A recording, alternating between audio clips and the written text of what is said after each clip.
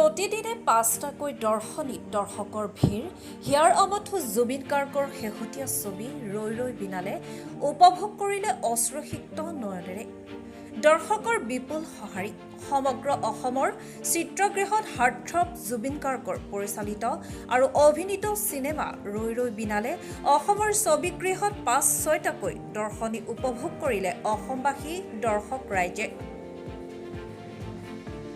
সেইদৰে ৰঙিয়াৰ Deloitte gold cinema গৃহত ৰাতিপুৱা ৬ বজাৰ পৰা আৰম্ভ হৈছে হিয়াৰ আপোন জুবিন গাৰ্গৰ হাঁহি কান্দোনেৰে পৰিৱেশিত অসমীয়া ছবি ৰৈ ৰৈ বিনালে।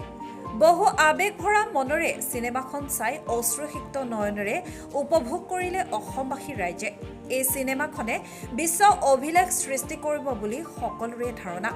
ৰঙিয়াৰ ডিলাইট গল্ড চিনেমা হলত ৩১ তাৰিখৰ পৰা ৯ নৱেম্বৰ তাৰিখলৈ ৫টা দৰ্শনীৰ টিকট বুক হৈছে, যাক হাউচফুল বুলি কাউণ্টাৰত উল্লেখ কৰিছে।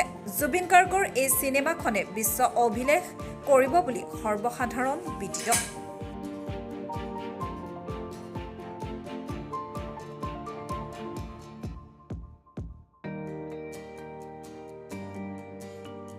কমলপুৰৰ পৰা নৰেশ্বৰ ৰাজবংশীৰ ৰিপৰ্ট, মহাজ্যোতি 24 লাইভ।